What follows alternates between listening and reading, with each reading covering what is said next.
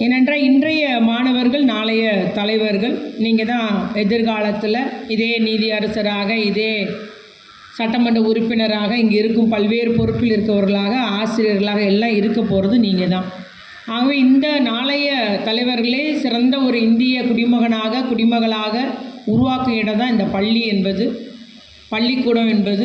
ஆகவே நாம் அந்த பிள்ளைகளை சந்திக்க போகிறோம் என்ற எண்ணத்தில் தான் இதில் மிகவும் மகிழ்ச்சியோடு நான் கலந்து கொண்டேன். நானும் இந்த டயசன் ஸ்கூலில் படித்த பிள்ளை தான். விக்டோரியா கேர்ள்ஸ் ஹையர் செகண்டரி ஸ்கூலில் 1987 என்னுடைய +2 முடிஞ்சுது. அவர் நம்முடைய தூத்துக்குடி நகரத்துக்கே உண்மையிலே இந்த டயசன் பள்ளிகள் நமக்கு ஒரு பெரிய உதவி செய்கிறதுன்னு சொல்லலாம். ஏன்னா கடகோடி மாவட்டம் அது டெட் எண்டு மாவட்டம்னு சொல்லுவேன். திருநெல்வேலி கூட ஒரு ஜங்ஷன் சொல்லலாம். திருநெல்வேலிக்கு அப்புறம் கன்னியாகுமரி இருக்குது, திருநெல்வேலிக்கு அப்புறம் தூத்துக்குடி இருக்குது. ஆனால் நம்ம ஒரு ஓரமாக ஒதுக்கப்பட்ட ட்ரெயினாக இருக்கட்டும் இங்கே தான் நிற்கும் கடைசி இடம். ஸோ எல்லாமே ஒரு கடைசி இடமா இருக்கக்கூடிய ஒரு மாவட்டம். அந்த மாவட்ட மக்களுக்கு கல்வி கிடைக்கிறதுனா அதுக்கு ஒரு காரணக்கர்த்தா இந்த டயசன் ஸ்கூல்ஸ் அப்படின்னு சொல்லும்போது அதை யாரும் மறுக்க இயலாது. ஆகவே எல்லா பள்ளிகளுமே 150 ஆண்டுகள் 100 ஆண்டுகள் ஆகவே கல்வி சேவையில் சிறந்து விளங்கிய ஒரு பள்ளிகளாக இருக்குது. இந்த கால்டுவெல் இந்த ஸ்கூலெல்லாம் எத்தனையோ பெரிய பெரிய தலைவர்கள் படித்து வெளிவந்த ஒரு பள்ளின்னு சொல்லலாம். இங்கே பள்ளிக்கூடம் முடிச்சுட்டு சென்ட் ஜான் காலேஜ் படித்தது தான் பழைய வரலாறு. யாரை பார்த்தாலும் சொல்லுவாங்க, கால்டுவெல்லில் படித்தேன், அப்புறம் நான் சென்ட் ஜான் ஸ்கூல் திருநெல்வேலியில் கல்லூரி படித்தேன்னு சொல்லுவாங்க. அந்த அளவுக்கு ஒரு மிக புகழ்பெற்று விளங்கியது. அநேக தலைவர்களை, கல்வியாளர்களை, சான்றோர்களை உருவாக்கிய இடம் இந்த கால்டுவெல் இந்த பள்ளி வளாகம் என்பதை நான் இங்கு பெருமையோடு கூறிக்கொள்ள விரும்புகிறேன். ஆகவே அந்த கல்வி பணி என்பது மிக முக்கியமானது. ஏன்னா நம்ம பிள்ளைங்களை நல்வழிப்படுத்துகிறோம், கல்வியை மட்டும் கொடுப்பதில்லை, நல்லொழுக்கத்தையும் சொல்லித்தர்றோம். எல்லாமே நல்ல முறையில் நடைபெற்று வருகிறது. அதுபோல் இது கிறிஸ்தவ டயசன் ஸ்கூலு, கிறிஸ்டின் பிள்ளைங்க தான் படிப்பாங்கன்னா அப்படி அல்ல. எல்லா மதத்தை சார்ந்தவர்களும் படிக்கக்கூடிய இடம்தான் இந்த பள்ளிக்கூட வளாகங்களாக இருக்கிறது என்பதை நீங்கள் கூறிக்கொண்டு, பிள்ளைங்க மார்க் எடுத்திருக்கிறீங்கம்மா, ஸ்கூல் ஃபஸ்ட்டு எடுத்திருக்கிறீங்க, உங்களை அத்துணை பேருக்கும் பாராட்டுக்கள். அதுக்கு நீங்கள் எவ்வளோ சிரமப்பட்டிருப்பீங்கன்னு தெரியும், உங்களை எவ்வளோ ஆசிரியர்களை சிரமப்படுத்திருப்பாங்கன்றதும் தெரியும் இல்லையா?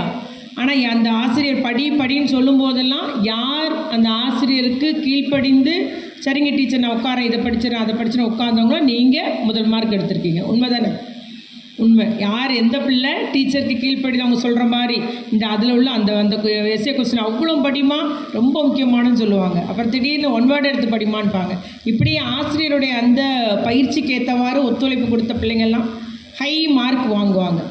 அந்த மதிப்பெண் பெற்ற கீழ்ப்படுதல பிள்ளைங்க அத்தனை பேரும் அப்படின்றத நான் இங்கே பெருமையாக கூறிக்கொள்ள விரும்புகிறேன். ஆகவே உங்களுடைய பெற்றோர்கள் கீழ்ப்படுதல பிள்ளைகள், நீங்கள் உங்களுடைய ஆசிரியருக்கு கீழ்ப்படுதல பிள்ளைங்க. ஏன்னா அதிக மதிப்பெண் பெறுவது நிச்சயமாக அப்படி ஒரு ஈடுபாட்டோடு படித்தா தான் எடுக்க முடிகிறது என்பதை நம்ம கண்கூடாக கண்டிருக்கிறோம். அதனால் அத்துணை பேருக்கும் வாழ்த்துக்கள். நீங்கள் என்ன குரூப் எடுக்க போகிறீங்களோ நல்ல ஒரு முடிவு எடுத்து எடுங்க. இந்த குரூப் எனக்கு வேணும் அப்படின்ற மாதிரி நீங்களாம் ஆசிரியர்கிட்ட கேளுங்க, பெற்றோர்கிட்ட கேளுங்க. இதை எடுத்தால் நான் என்னவாகலாம், என்ன படிக்கணும், நான் இந்த மாதிரி லா எடுத்து படிக்கட்டுமா, லா காலேஜ் போட்டுமா, எல்லாமே முடிவெடுத்து அதற்கேற்ற மாதிரி உங்களுடைய 11ஆம் வகுப்பில் நீங்கள் சூஸ் பண்ணி படிக்க வேண்டும் என்று நான் கேட்டுக்கொள்ள விரும்புகிறேன். ஏன்னா என்னையெல்லாம் பார்த்தீங்கன்னா நீங்கள் அம்மா சொன்னாங்க நீ டாக்டர் படிக்கணும் அப்படின்னு, உடனே என்னைய மேக்ஸ் பயாலஜியில் கொண்டு போட்டாங்க. ஆனால் ஒரு 4 நாள் தான் போனேன். அதுக்கப்புறம் என்னால் முடியவே முடியாது, நான் அந்த கிளாஸுக்கு போகலாமான்னு மறுபடியும் எங்கள் அப்பாட்ட அழுது எங்கள் அப்பா மறுபடியும் என்னை கொண்டு காமர்ஸில் கொண்டு போட்டாங்க. அப்போல்லாம் பெண்களுக்கு அப்போ தான் விஜிஎஸில் காமர்ஸில் நான் 2nd இயர் அப்போ தான் காமர்ஸ் தொடங்கினாங்க. அந்த 84 தான் காமர்ஸ்ன்றது பெண்களுக்கு அந்த குரூப்பே அப்போ தான் வந்துச்சு.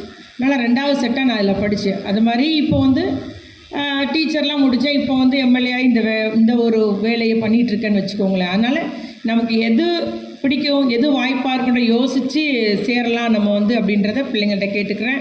அதே மாதிரி பசங்களுக்கு நான் என்னுடைய 3 ஸ்கூல் வச்சுருக்கிறேன். நான் பார்க்குறேன், பசங்களை பார்த்தது 10ஆம் வகுப்பு வரைக்கும் ரொம்ப கீழ்ப்படுதல பிள்ளைங்களாக இருப்பாங்க. 11th வரவும் அடலசன் ஏஜ், அப்படி ஒரு காலர் தூக்கி விட்டுக்குவோம் இல்லையா, இன்பன்ற ஒரு ஷர்ட்டை எடுத்து வெளியே விட்டுக்கிறான். என்னடா அதில் அப்படின்னு நான் கேட்டு பார்த்துட்டேன். சொல்லுவேன், அவங்களுக்கும் சொல்ல முடியல, எல்லோரும் பண்ணுறான் நானும் பண்ணுறேன். நீ இன்பனை சொல்கிறீல்ல, நான் ஒரு ஷர்ட்டோட நுனியை வெளியே எடுத்து விடுவேன், அவ்வளோதான்.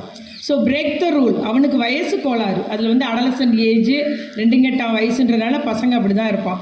ஆனால் நம்ம ஆசிரியர்கள் அதற்கேற்றார் போல் பெற்றோர்களும் ஆசிரியர்களையும் நம்ம மாணவர்களையும் வழி நடத்தணும். பொதுவாக பெண் பிள்ளைங்க 8ஆம் கிளாஸ் 9ஆம் கிளாஸே பெரிய பிள்ளையாயிரும். அவள் அப்பா அந்த சேட்டையெல்லாம் பண்ணி அப்புறம் 10ஆம் கிளாஸ்லாம் ரொம்ப பொறுப்பாக முடித்து 11 12 இன்னும் பொறுப்பாக படிப்பாங்க. பசங்க அப்படி இல்லை, 10 முடிச்சுட்டு 11ஆம் வகுப்பில் தான் அவனுக்கு அந்த அடலசன் ஏஜ், நான் தான் ஐ நோ எவ்ரிதிங் அப்படின்ட்டு வரும். எனக்கு தான் தெரியும்ப்பான். ஆசிரியரை மதிக்க மாட்டாங்க, இப்போ பெற்றோர்களை மதிக்க மாட்டாங்க. அதனால் நீங்கள் ஆனால் தம்பிமார்களுக்கு என்னுடைய வேண்டுகோள், நிச்சயமாக நம்முடைய பாதை நல்வழியாக போகணும், நம்முடைய நல்வழியாக நம்முடைய வாழ்க்கை அமையணும். நீ நல்லா ஒரு பெரிய ஆள் ஆகணும், நம்மளுடைய வாழ்க்கையில் நீ கை நிறைய சம்பாத்தியம் பண்ணி தாய் தகப்பனை நிம்மதியாக பார்த்துக்கணும் அப்படின்னு நினச்சிங்கன்னா கண்டிப்பாக தொடர்ச்சியாக நல்வழி போங்க. கீழ்ப்படுதல் பிள்ளைகள் என்பதை தாய் தகப்பனுடைய சொல்லையும் ஆசிரியர் சொல்லையும் கேட்டே ஆகணுன்றதை நீங்கள் முடிவு பண்ணிக்கோங்க அப்படின்றதையும் உங்கள்கிட்ட கூறிக்கொண்டு தொடர்ச்சியாக தன்னம்பிக்கையாக இருங்க. முடியும், நம்ம வாழ்க்கையில் நம்ம சாதிப்போம் அப்படின்ற ஒரு எண்ணத்தோடு, என்னால் முடியும் அப்படின்ற ஒரு பாசிட்டிவ் திங்கிங்கோடு இருங்க. யாருக்கு உங்கள் ஃப்ரெண்ட்ஸுக்கு உதவி பண்ணுங்கள். எல்லாத்துக்கும் யார் நெகட்டிவாக பேசினா கூட இல்லை முடியும்டா, நம்ம நல்லா இருக்கலாம் அப்படின்ற மாதிரி அவங்கள வழி நடத்துங்க. அதுபோல் ஈடுபாட்டோடு படிங்க. படிக்கிறது மதிப்பெண்ணுக்கு மட்டும் நினைக்காதீங்க, அறிவாற்றலை வளர்த்துக்கொள்றதுக்கு படிக்கிறீங்கன்னு சொல்லுங்கள். புக்கை முழுதும் படிங்க, முழுதும் வாசிங்க. டீச்சர் நடத்தின அன்னைக்கு புக்கை வாசிட்டோன்னா ரொம்ப ஈஸியாக இருக்கும் படிக்கிறதுக்கு. ஆகவே நீங்கள் அத்தனை ஒரு சிறப்புமிக்க சிறந்த அறிவாற்றல் பெற்றவர்களாக நீங்கள் எல்லாம் உருவாக வேண்டும் என்று மாணவர்களை நான் வாழ்த்துகிறேன். நல்ல ஒரு எதிர்காலம் அமையட்டும். சிறந்த அறிவாற்றல் மிக்க சான்றோர்களாக ஆண்டோர்களாக நீங்கள் எல்லாம் உருவாக வேண்டும். சமுதாயத்தை காக்கக்கூடியவர்களாக, சமுதாயத்துக்கு உதவக்கூடியவர்களாக வளர வேண்டும் என்று வாழ்த்தி, பெற்றோருக்கு ஒரே ஒரு வேண்டுகோள், கண்காணிப்புன்றது இந்த காலத்துக்கு ஏற்ற மாதிரி தேவையான ஒன்றாக இருக்குது. ஆண் குழந்தைனாலும் பெண் குழந்தைனாலும் பள்ளி முடிஞ்சது வீட்டுக்கு வந்துட்டானா, உன்னுடைய நண்பர் யார், எங்கே போகிறான், என்ன நம்ம பையன் கரெக்டாக இருக்கானான்றதில் நம்ம கண்காணிப்பிலே பிள்ளைங்க கரெக்டாக இருப்பாங்க. அதெல்லாம் என் பையன் ஒழுங்காக இருப்பான்னு அந்த பிள்ளைய பார்க்குறது, கேட்குறது, டீச்சர்கிட்ட வந்து பேசுகிறது அதெல்லாம் விட்டுட்டிங்கன்னா பிள்ளைங்க நல்வழிப்படுத்துறது நமக்கு கஷ்டமாக இருக்கும். அதனால் தொடர்ச்சியாக நம்ம பிள்ளைங்களை மானிட்டர் பண்ணுறது, கண்காணிக்கிறது, அவனுக்கு உதவியாக இருக்கிற பணியை நீங்கள் செய்தே ஆக வேண்டும் என்று கேட்டுக்கொண்டு, அதுபோல் ஆசிரியர் பெருமக்களும் நம்ம இன்னும் காலத்துக்கு ஏற்றாற்போல் நம்மளை தயார்படுத்தி கொள்ள வேண்டும். நம்முடைய அப்கிரேட் பண்ணிக்கிட்டே இருக்க வேண்டும்.